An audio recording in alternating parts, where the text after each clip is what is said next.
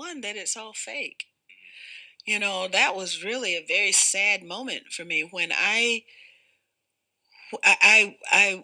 served on the House International Relations Committee, and the particular subcommittee, I think it was Western Hemisphere Subcommittee, was having a hearing, and the chairman of the subcommittee was there. I was on the subcommittee, so I was there. And then the committee or the subcommittee were interviewing, had a panel of witnesses that were being questioned by the subcommittee members. And it looked like it was a normal event. Then, all of a sudden, the chairman of the subcommittee, we sit down, we go through the hearing. The chairman of the subcommittee is fussing at the witness, and the witness is antagonistic toward the chairman of the subcommittee. So there's some friction, there's electricity, there's something happening in the air. After the hearing is over, the chairman backslaps the witness and they walk out together. It was just theater. Didn't mean anything. So that was like the saddest thing for me to realize that it was all just theater. Didn't really mean anything. And that's probably the harshest lesson, but that's the realest lesson. All right, a bombshell report tonight about how Elizabeth Warren, Senator Elizabeth Warren, and her office coordinated testimony with the Security and Exchange Commission ahead of a Senate hearing. The Heritage Foundation Oversight Project, of which I'm associated, through a FOIA request, obtained emails from Warren's office to the office of Chairman Gary Gensler 2 days before his Senate testimony back in September of 2021. The email from Warren's economic policy advisor includes a list of questions. Get this, a list of questions that Senator Warren planned to ask, along with suggested answers for the chairman of the SEC. The advisor also wrote, quote, "Let me know if you're okay with the questions as currently written." 2 days later, she sent a follow-up, quote, "Let me know if it's looking like the chair has any issue with the framing of the questions. Definitely don't want to put him in a tough spot," end quote. And it appears the chairman didn't have any issue with these questions because Senator Warren asked almost verbatim from the email. Check this out.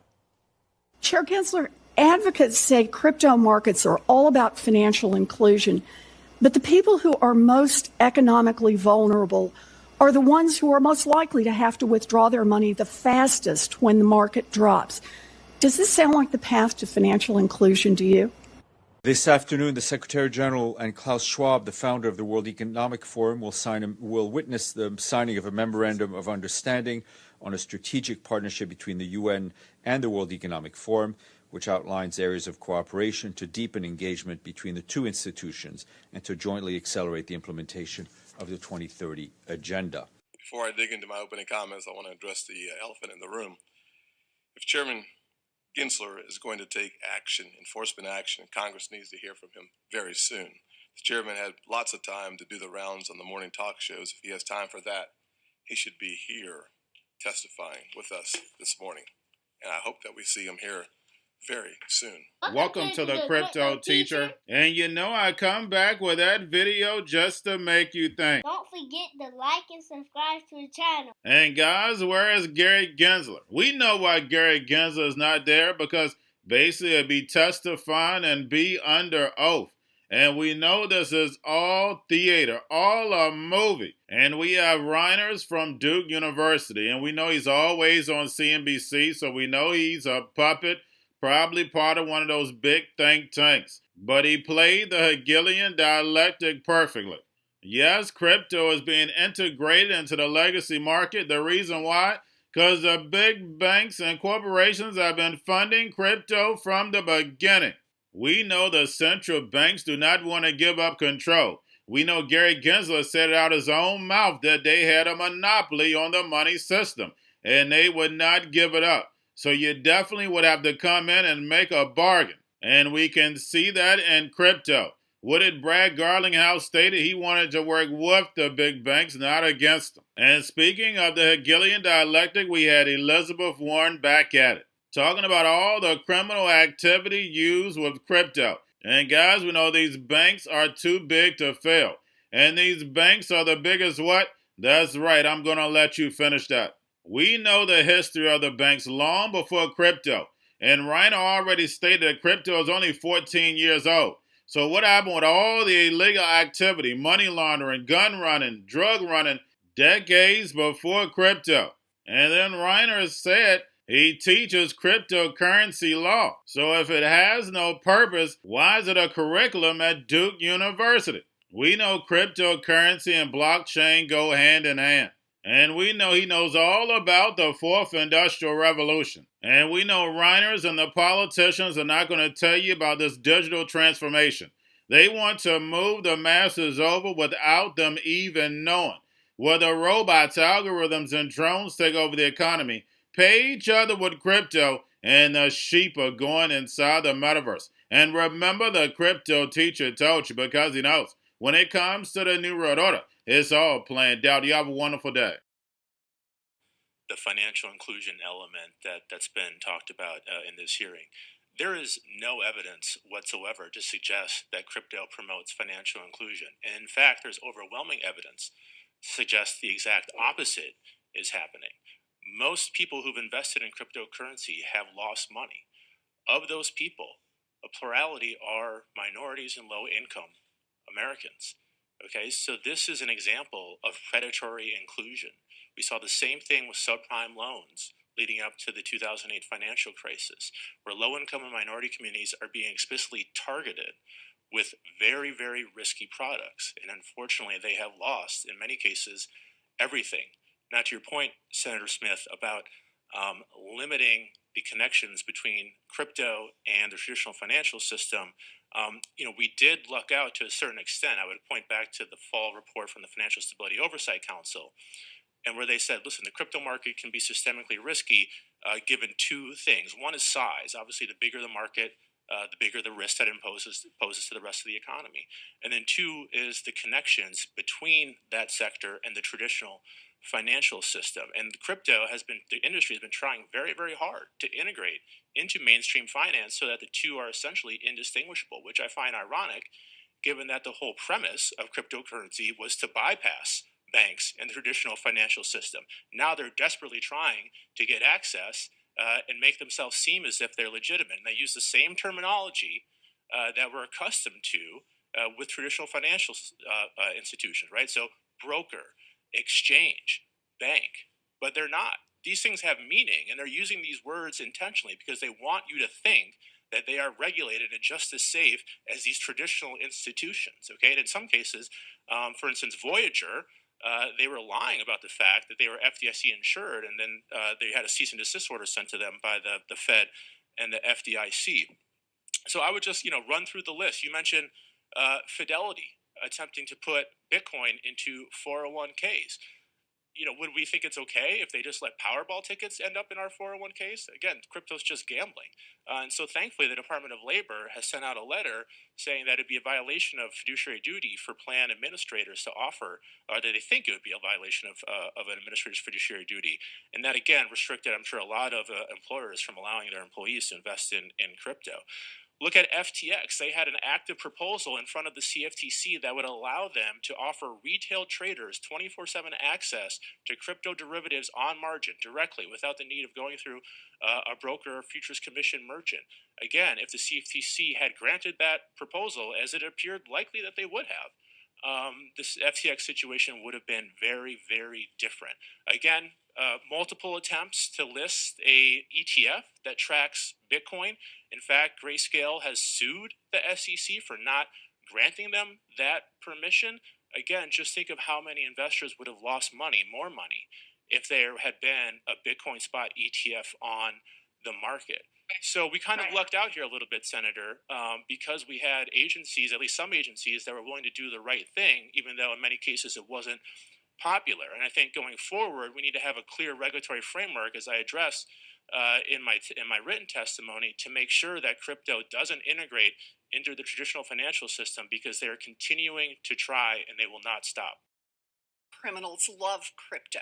Just last year, just in 1 year, crypto was the payment method of choice for international drug traffickers who raked in over $1 billion through crypto, North Korean hackers who stole $1.7 billion and funneled that money into their nuclear program, and ransomware attackers who took in almost $500 million.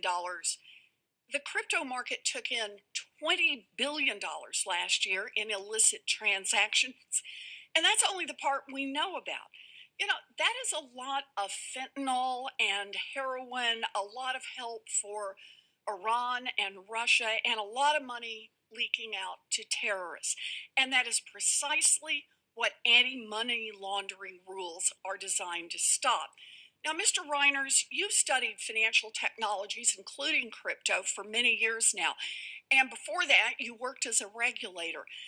Why do drug lords and human traffickers in countries like North Korea and Iran use crypto instead of banks and credit unions or even Western Union? Thank you, Senator. So crypto pseudonymity makes it ideally suited for bad actors. And when you couple that with the fact that crypto transactions are not subject to the same AML and countering the financing of terrorism. AML meaning anti-money laundering, and the countering the financing of terrorism statutes that traditional financial transactions are subject to. Again, that just makes it ideally suited for people that want to do bad things. So in other words, crypto helps those drug traffickers and rogue states launder money nearly instantaneously. Is that right? That's correct. All right. And if they couldn't use crypto, would ransomware gangs even exist? No. And why is that? Because ransomware is the exclusive payment method of choice for ransomware hackers. You mean crypto? Oh, I'm sorry. Crypto is the exclusive payment method of choice for ransomware hackers. 100%. Wow. So we have money laundering rules that cover banks and credit unions and stockbrokers and gold dealers and even Western Union. But the current rules don't cover big parts of the crypto industry, and crypto likes it that way. In fact, the crypto industry claims that applying anti-money laundering laws to the whole crypto industry is, quote, not only unnecessary, but it's all but impossible. By the way, this is not a new claim. In 1970, Congress decided it was time for financial institutions to do their part to prevent money laundering, so it passed the Bank Secrecy Act, or BSA. The banking industry objected, claiming that complying would be, quote, a tremendous expense as well as a pain in the neck.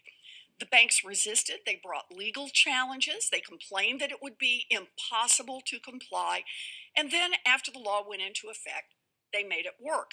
Now the crypto industry explains that they are amazingly innovative and creative, but they just couldn't possibly figure out a way to comply with the same anti-money laundering rules that everybody else follows. So, Mr. Reiners, do you buy the industry's argument that crypto is simply too special to follow anti-money laundering rules and that it would be too hard for them to even try? I do not, Senator. All right.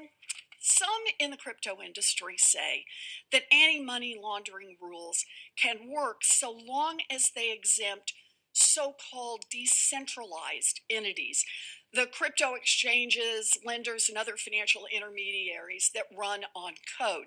In other words, they want a giant loophole for DeFi written into the law so they can launder money whenever a drug lord or a terrorist pays them to do so. Now, that is exactly what Colorado-based crypto exchange Shapeshift did when it deliberately restructured itself as a DeFi platform. And here's what it told its customers. They said, we're making this shift, quote, to remove itself from regulated activity. Translation, launder your money here. Mr. Reiners, should Congress be in the business of creating loopholes for money laundering? They should not. All right. Look, the rules should be simple. Same kind of transaction, same kind of risk, means the same kind of rules. And that's why Senator Roger Marshall and I are reintroducing our anti-money laundering bill to clamp down on crypto crime and to give regulators the tools they need to stop the flow of crypto to drug traffickers in places like North Korea and Iran. Thank you. Economic Center and a lecturing fellow at Duke University School of Law. At Duke, I teach courses in cryptocurrency law and financial regulation. And prior to entering academia, I spent 5 years examining systemically important financial institutions at the Federal Reserve Bank of New York. Satoshi Nakamoto introduced the first cryptocurrency, Bitcoin, to the world in a 9-page white paper posted on Halloween 2008. And the first Bitcoin transaction occurred in January 2009. 14 years, thousands of cryptocurrencies, and trillions of investor losses later, crypto scarcely resembles the purely peer-to-peer version of electronic cash first envisioned by Satoshi. By technology standards, crypto is not new. For comparison, the iPhone was introduced in 2007. Anyone who held a smartphone in their hand for the first time immediately recognized its transformative potential. More recently, OpenAI made the artificial intelligence chatbot, ChatGPT, available to the public last November. 2 months later, ChatGPT had 100 million monthly active users, making it the fastest growing consumer application in history. After 14 years and countless claims that crypto represents the future of money, finance, or something else, we have yet to see crypto's killer use case. In fact, only 16% of US adults have invested in, traded, or used crypto. The data is clear. Most people invested in crypto simply because they thought they could sell it to someone else at a higher price in the future. Sadly, these people were wrong. 14 years have provided ample evidence of the dire harm cryptocurrency inflicts throughout our society. Beyond the billions in investor losses due to frauds, hacks, and scams, crypto undermines our national security by facilitating terrorist financing and sanctions evasion. It undermines our economic security by fueling a surge in ransomware attacks that have crippled American businesses, healthcare systems, and municipal governments. And it jeopardizes our climate goals by needlessly consuming massive amounts of energy that contribute to carbon emissions and electronic. Going to a different economy, and we're going to be learning more about that as we go. But clearly, we're learning that things can be done from remote locations. We're learning that technology can replace people even more than we thought. We're not going back to the same economy. We're recovering, but to a different economy, and it'll be one that is more leveraged to technology. And I worry that that is going to make it even more difficult than it was for many workers. In Silicon Valley, and my friends who work in technology know that what we did to the manufacturing workers, we are now going to do to the retail workers, the call center workers, the fast food workers, the truck drivers, and then even bookkeepers, accountants, insurance agents, lawyers, and on through the economy. So what happened to the manufacturing workers is a very clear sign. And so we'll import Chinese-based CBDC technology. So it's going to be CBDC in a box provided to you by the People's Bank of China. Cryptoteacher and the New World Order book, plus the 3 Kids books. It's time to re-educate. Also, new to cryptos, Coinbase, Bitrue, Binance. Do not forget book links and crypto links are in the description. The stock channel, guys. Don't forget to go like, subscribe, spread everywhere. You have your Kobo, your chip stocks, your banking, your gaming. While everybody's sitting at home, get home stocks, the Seaver, the biotech stocks. And while everybody's at home wishing they were still getting that free money, what are they doing? Drinking and smoking weed. Don't forget about those stocks, and you have a wonderful day. The most powerful person in the world is the storyteller. The storyteller sets the vision, values, and agenda of an entire generation to come. Steve Jobs. And guys, you know I truly believe in this. When you look at the New World Order, they're the storytellers. And that's the reason why I wrote my New World Order book. But guys, now it's time to change the current generation. And I wrote 3 kids books. You know I love the Trinity because I understand the power that's in it. So I have 3 books. We have an opportunity to change the generation, to educate not just me, but I want to show you that I take action on a daily basis. and I want you to take action on a daily basis. Whether it's your job, whether it's in your community, we have an opportunity right now to educate the masses. I posted this on my Twitter account. Please share, but this is a short clip of the 3 books. There's going to be a clothing line and action figures. Please get these books for your kids, nephews, cousins, friends, so therefore we can start the re-education now. Because as we see, the 4th Industrial Revolution foundation is definitely here. Robots, algorithms, drones, taking humanity out the picture. We have to re-educate. But let's get into the video. Part 1. King Joshua and Grandma Tam save the village. Part 2. King Joshua and Grandma Tam save New York from COVID 33. Part 3. King Joshua and Grandma Tam goes to China. It's mandatory to get part 1, part 2, and part 3 of this series. It's time to re-educate Generation Z.